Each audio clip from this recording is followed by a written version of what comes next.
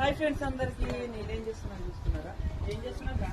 దొండకాయలు తెంపుతాడు మా తమ్ముడు. అయితే దొండ చెట్టుకి నిచ్చెనేసి ఎక్కడం ఫస్ట్ టైం చేస్తున్నా. నేనైతే దొండకాయలు ఇవ్వాలి బాగానే తెచ్చింది. చాలా మనం తెలుసు కానీ ఒకసారి ఎన్ని కేజీలు కూడా తెచ్చినాం మనం షాప్ లో? 16 కేజీలు.